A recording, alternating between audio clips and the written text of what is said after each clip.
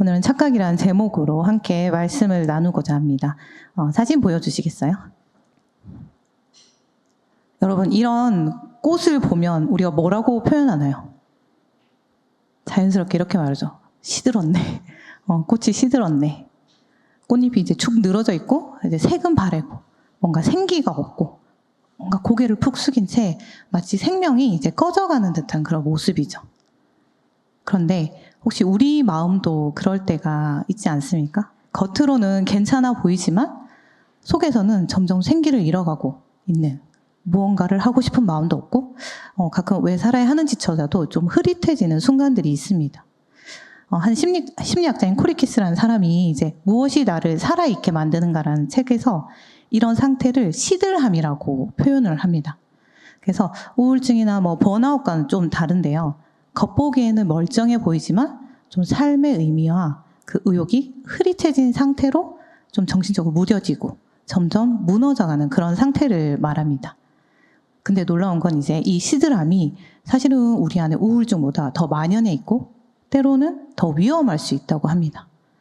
왜냐하면 이제 의욕을 떨어뜨리고 좀 집중력을 잃게 해서 일의 능률을 떨어뜨린다고 하는데요. 이 시기가 그 학자가 이제 인생에 세 번에 그게 제일 많이 올 때가 있는데, 한 번 청소년기, 두 번째는 여러분 또래 이제 25세에서 34세 사이, 그리고 75세 이후에 가장 많이 찾아온다고 하는데요. 뭔가 이제 여러분의 또래인 25세에서 34세 사이에는 뭔가 빨리 무언가를 이뤄야 할 것 같고, 남들과 비교하면 뭔가 더 앞서가야 할 것 같고, 인생을 안정시켜야 한다는 이 보이지 않는 압박감 속에서 좀 서서히 조용히 시들어 간다고 합니다.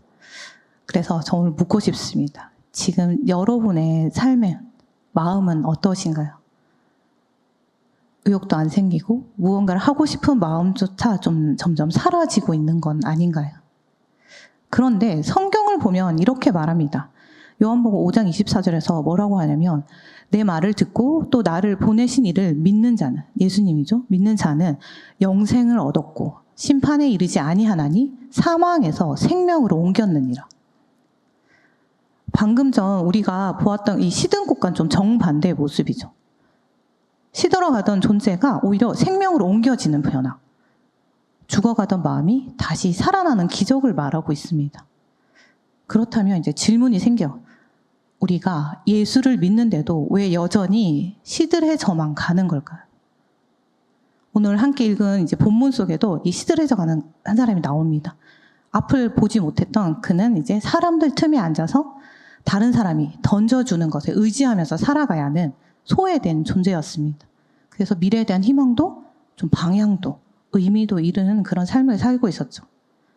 하지만 그가 오늘 본문에서 예수님을 만났을 때 그의 삶에 놀라운 변화가 일어납니다.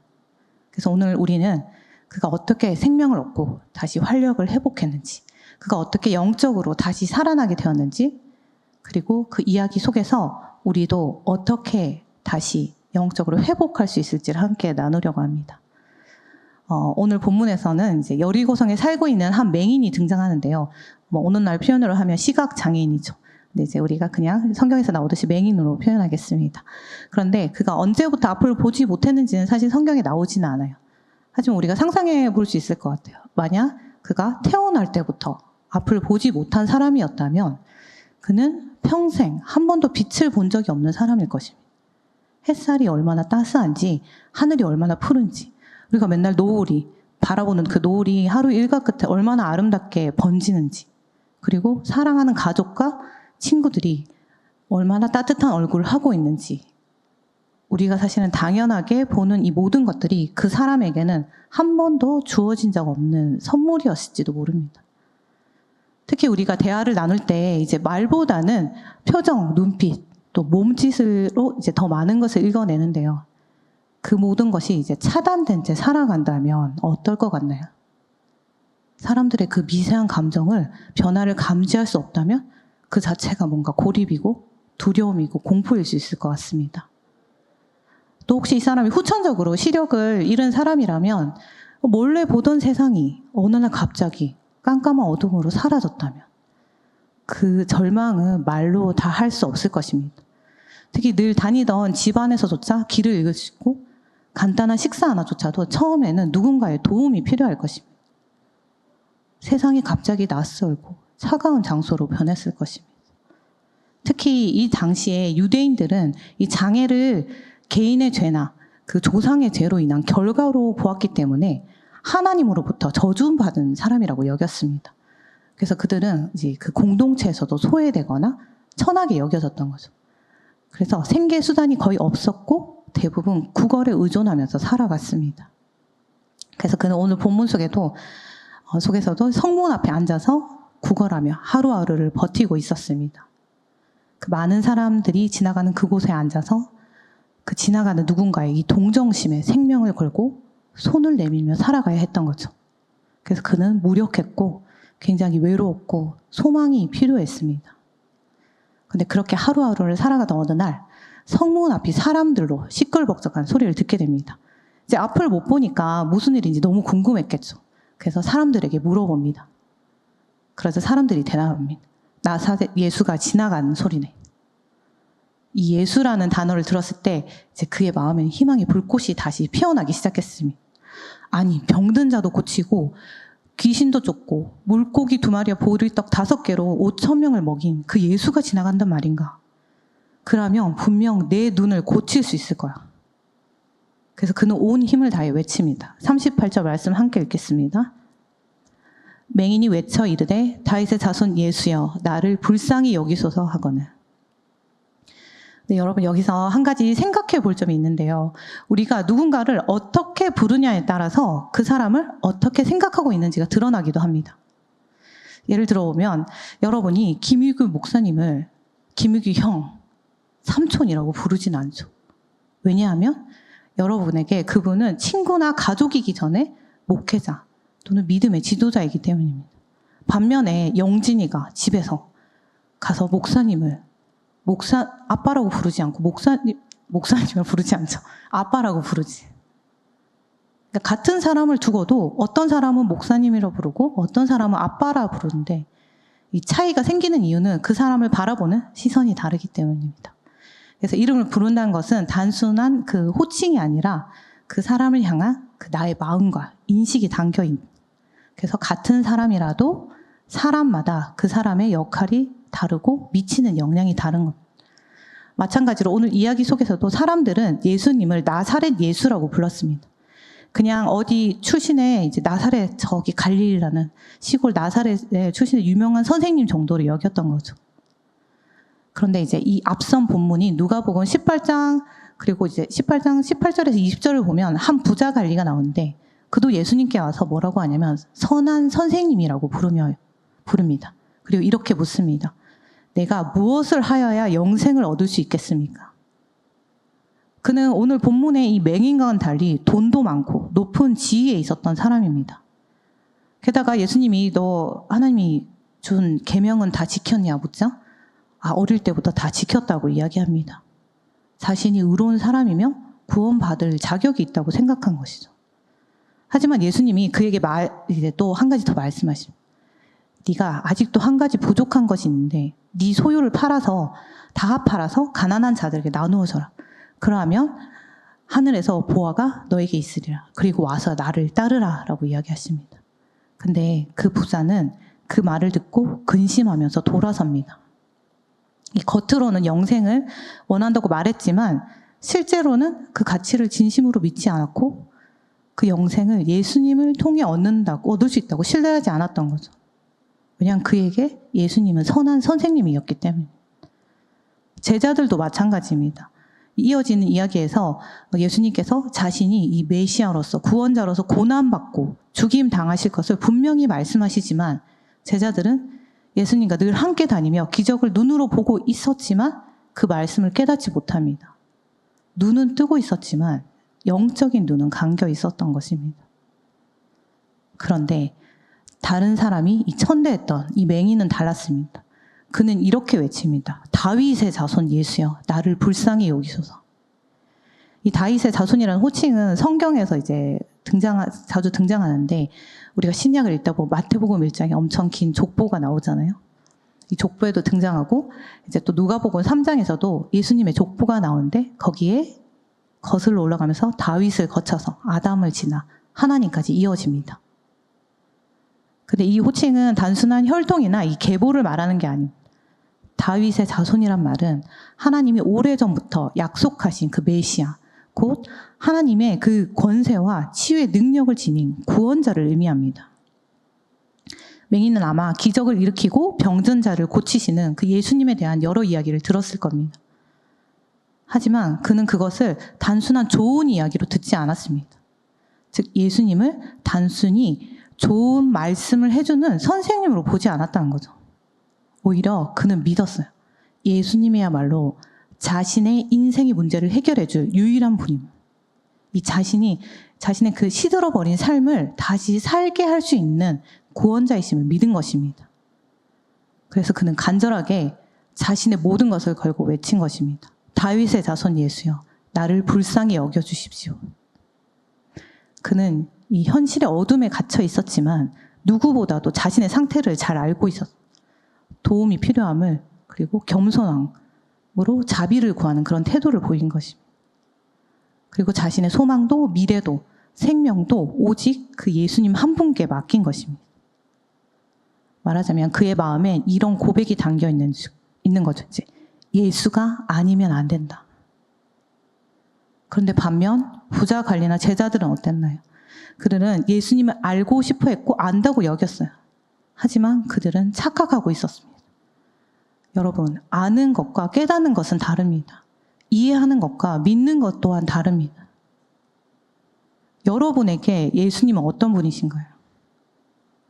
여러분에게 예수가 당신 없이는 나는 살 수 없다라고 고백할 수 있는 유일한 분이신가요?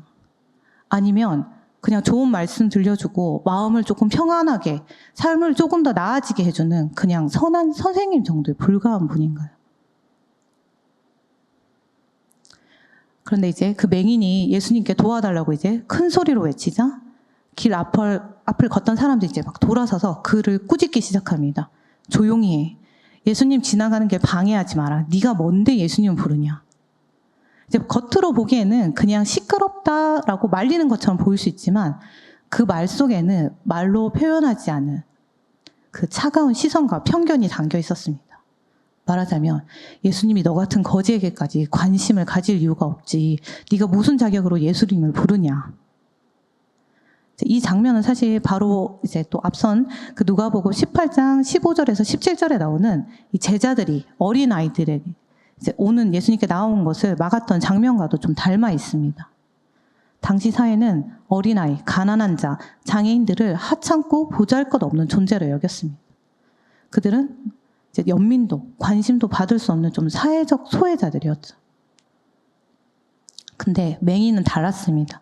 사람들이 조용히 하라고 꾸짖고 그의 외침을 막으려 해도 그는 오히려 더 크게 외쳤어요. 근데 여기서 좀 주목해야 할 중요한 장면이 하나 있는데, 이제 누가는 이 두 번째 외침에서 좀 다른 단어를 사용하고 있습니다. 이제 36절의 첫 번째 외침은 이제 좀 감정적인 반응이고 좀 본능적인 외침이었다면, 두 번째 이 외침은 의식적이고 목적이 있는 간청입니다. 곧 믿음에서 우러나온 부르짖음이었던 거죠. 그래서 이 장면은 단순한 소란이 아니라 예수님만이 자신의 삶을 바꿀 수 있다는 그 강한 확신에서 나온 외침이었습니다. 그렇기에 그 믿음은 어떤 비웃음도, 어떤 거절도 꺾을 수 없는 강한 힘을 가지고 있었습니다. 전 이 장면을 보면서 오래된 영화 한 편이 떠올랐는데요. 생각해보니까 거의 규빈이가 태어날 때쯤이었는데, 캐스트어웨이라는 톰 행크스가 나오는 이제 무인도에 불식착한 이제 그런 이야기 영화가 있습니다. 페덱스라는 그 유명한 이제 외국 그 운송 회사에서 일하던 주인공인 척이란 사람이 화물을 운송하던 중에 비행기 사고로 무인도에 혼자 남겨지게 됩니다. 그가 처음 한 행동은 이 모래 바닥에 이제 도움을 요청하는 헬프라고 이렇게 쓰는 것이었어요. 근데 다음날 일어나 보니까 이제 파도에 글씨가 지워지는 거. 그래서 하지만 그는 포기하지 않고 다시 나무를 모아서 다시 글자를 구조 신호를 만듭니다. 이렇게 조금씩 무인도에 적응하다가 어느 날 밤 멀리 이제 수평선 저편 이제 끝을 바라보는데 한 줄기 불빛이 반짝이는 것을 발견했습니다. 바로 배 한 척이었죠. 그는 그때부터 죽을 힘을 다해 구조신호를 보냅니다. 막 손전등으로 SOS라고 이제 소리치면서 죽을 힘을 다해 소리치고 모스 신호를 보내고 도와달라, 목이 터져라 외칩니다. 심지어 나중에는 작은 구명 보트를 타고 바다로 나가기까지 합니다. 사실 그 빛은 진짜 너무 작게 저 멀리 있는데도 포기하지 않고 배를 잡기 위해 온갖 방법을 다 동원하는 거죠. 왜냐하면 그 배 하나가 자신을 살릴 수 있는 유일한 희망이었기 때문입니다. 그 배가 자신을 보지 못하고 지나쳐버리면 그는 진짜로 죽게 될 것이라는 그 절박함이 있었던 것이죠. 그 절박함 속에서 저 여기 있어요. 저 좀 살려주세요라고 온 힘을 다해 외치는 것이었습니다. 맹인이 예수님을 향해 부르짖던 모습이 바로 그랬습니다. 사람들이 그를 무시하면서 조용히 시키려고 해도 그는 눈치 보지 않았죠. 외침을 막으려 해도 그는 굴하지 않았습니다. 오히려 더 간절히, 더 크게 외쳤습니다. 어떻게 그럴 수 있었을까요? 바로 그가 가진 믿음 때문이었습니다. 예수님만이 자신의 그 어둠을 걷어내고 빛으로 이끌어 주실 수 있는, 자신을 도와줄 수 있는 유일한 분임을 강하게 믿었기 때문입니다. 예수님이 지금 이 순간 그냥 지나가신다면 다시는 기회가 없을지도 모른다는 그 절박함이 그를 움직였던 것입니다. 여러분, 죽게 생겼는데 주위에서 말린다고 자신의 유일한 희망인 그 배를 보고 가만히 있을 사람이 있을까요?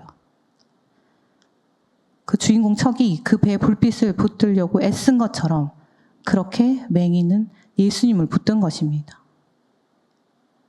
근데 여러분, 지금 우리 삶에도 이 외침을 막으려는 압박들이 분명히 존재합니다.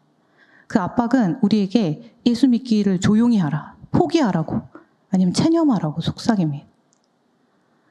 그 나이에 벌써 뭐 하냐, 이룬 게 있어야지, 또 무슨 일을 하면 그게 돈이 되냐라는 듯이, 그만큼 공부했으면 이런 직장쯤은 가져야지. 제가 여러분 때 들었던 이야기였던 것 같습니다. 유학을 갔다 왔는데, 이제, 파트타임 이렇게 전도사로 하니까 사람들이 그런 이야기를 많이 했어요. 그리고 친구들을 만났는데도, 이미 돈도 많이 모아놓고, 이제 가정도 이루고, 뭔가 이제, 여러분이 좋아하는 아파트도 있고. 그래서 굉장히, 순간적으로 잘못 살았나, 내가? 예수를 믿는 게 내가 예수에 미쳐서 살아서, 근데, 결과가 왜 이렇지? 약간 순간 흔들린 듯 혼란스러울 때도 있었습니다. 이런 주변 사람들의 기대나 세상의 기준, 아니면 내 내면 안에 있는 그 세상의 소리, 이런 것들이 우리에게 말합니다. 예수 믿는 건 적당히 해. 시간 낭비야. 그러니 조용히 해. 그냥 포기해. 여러분, 근데 예수님 믿는다는 것이, 예수님 붙든다는 것이 단순히 그냥 우리가 취업되게 해주세요, 이 불안한 마음 좀 가라앉게 해주세요라고 끝나는 것이 아닙니다. 이것 또한 우리가 삶을 살아가면서 구하고 필요한 것들도 맞습니다. 하지만 다윗의 자손 예수여, 나를 불쌍히 여기소서라고 맹인이 외친 것처럼 이 외침은 여러분이 가지고 있는 문제들을 단기적으로 해결하는 것을 넘어서 여러분의 영혼을 살리는 생명을 향한 절규인 것입니다. 그러니 포기하지 마십시오. 조용히 있지 마십시오. 예수님께 도와달라고 소리치십시오. 지금 바로 지금이 예수님을 붙들어야 할 때입니다. 그렇게 맹인은 사람들의 꾸짖음에도 굴하지 않고 예수님을 향해 계속해서 부르짖었습니다. 그리고 예수님의 반응은 그 자리에 있던 다른 사람들과는 달랐어요. 예수님은 그를 무시하지도 않으셨고 오히려 걸음을 멈추셨습니다. 그리고 말씀하십니다. 그 사람을 내게로 데려오라. 사람들은 예수님이 이런 가난한 거지에게 심지어 벌 받아서 앞을 못 본다고 여기는 이 죄인에게 관심을 두실 거라고 생각하지 않았습니다. 하지만 예수님은 그 수많은 군중과 소란스러운 상황 속에서도 그의 한 목소리를 듣고 응답하셨습니다. 하나님의 마음을 지니신 예수님은 그에게 다가와 물으십니다. 내가 너에게 무엇을 해주기 원하느냐? 내가 너에게 무엇을 해주기 원하느냐? 물론 예수님이 이미 그가 무엇을 원하는지 알고 계셨습니다. 하지만 그에게 직접 묻고 대답하게 하심으로써 그의 믿음이 입술로 드러나게 하셨던 겁니다. 또한 그 믿음이 어떤 대상과 어떤 방향을 향해 있는지를 모든 사람들 앞에서 선명하게 나타내신 것이었습니다. 그래서 맹인이 짧게 하지만 모든 것이 담긴 그 마음을 고백합니다. 주여 보기를 원하나이다. 이 짧은 말에는 단순히 이 육체의 눈을 뜨고 싶다는 그 소원을 넘어서 삶 전체가 회복되기를 간절히 바라는 그런 마음이 담겨 있었습니다. 그리고 예수님만이 그것을 하실 수 있다는 그 믿음이 담겨 있었습니다. 예수님이 그의 고백을 들으시고 말씀하셨어요. 너의 믿음이 너를 구원하였다. 너의 믿음이 너를 구원하였다. 여기서 구원하다는 단어는 단순히 병이 나았다는 의미가 아닙니다. 이는 육체 회복과 더불어서 영혼까지 구원되는 그것을 포함하는 말입니다. 즉, 이 맹인의 믿음은 육체의 눈을 뜨게 했을 뿐만 아니라 하나님을 바라볼 수 있는 그 영적인 눈까지 열어주신 거죠. 그리고 그는 즉시 눈을 뜨고 예수님을 따르기 시작하고 그리고 하나님을 찬양합니다. 근데 우리가 여기서 하나 더 살펴봐야 될 것은 그 한 사람의 회복으로 끝나지 않는다는 것. 그를 본 모든 사람들이 하나님을 찬양하게 되었습니다. 이 한 사람의 회복이 공동체 전체에 찬양과 감격으로 확장된 것이죠. 여러분, 예수님께서 행하신 이 치유는 단순한 신체적 회복이 아니라 믿음을 통한 구원이며 어둠에서 빛으로 옮겨지는 삶의 전환점이었습니다. 이 영적인 눈이 열리는 새로운 시작이었습니다. 그는 이제 단지 앞을 보게 된 것이 아니라 시들었던 그의 인생에 생명이 찾아왔고 그의 인생은 이제 감사와 찬양으로 활력으로 채워졌다는 것이죠. 무엇이 그의 삶을 그렇게 근본적으로 바꿔 놓았나요? 그가 부자 관리처럼 종교적 행위를 열심히 했기 때문이었나요? 아닙니다. 이유는 단 하나였어요. 믿음. 너의 믿음이 너를 구원하였느니라. 어떤 믿음인가요? 예수님만이 나의 유일한 구원자이십니다. 그의 변화는 예수님만이 오직 자신의 인생을 구원할 뿐이라는 그 믿음의 고백에서 비롯된 것입니다. 우리가 종종 겉으로 멀쩡해 보여요. 이렇게 일상도 돌아가고 사람들과 웃으며 이야기도 하고 해야 할 일도 그럭저럭 해냅니다. 근데 마음 한편이 자꾸만 무너질 때가 있어요. 생기가 없는 것 같고 의미가 없는 것 같고 그냥 그런 하루들이 반복될 때 사실 우리는 서서히 영적으로 조용히 시들어가는 것일지도 모릅니다. 그 시들함은 어쩌면 눈에 보이지 않게 더 위험할 수도 있어요.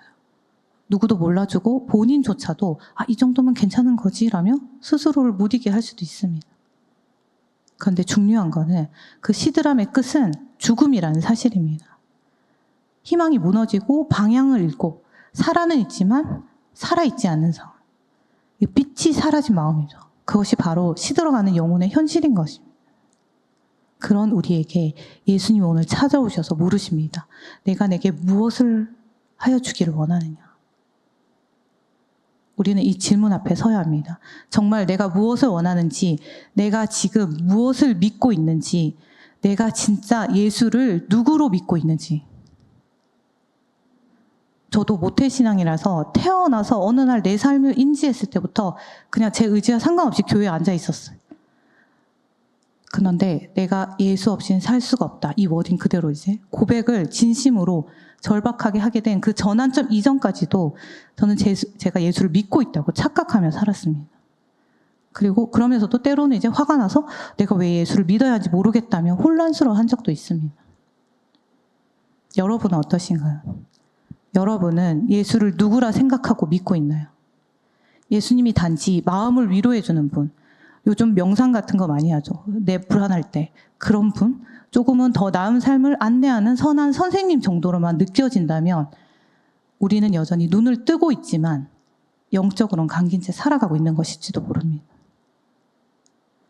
하지만 예수님이 진짜로 여러분의 구원자시고 여러분의 무너진 삶을 건져낼 수 있는 유일한 분이라는 이 사실을 믿는다면 어떻게 침묵할 수 있겠습니까? 어떻게 그분을 붙들지 않을 수 있겠습니까? 아까 말한 그 영화 캐스터웨이 마지막 장면에 거의 후반부에 가서는 척이 무인도를 벗어나서 이제 판자로 이제 배를 만들어서 벗어납니다. 그러면서 오랜 표류 끝에 거의 죽기 직전까지 가요. 그때 거대한 배가 한 대가 이제 그의 앞을 지나갑니다.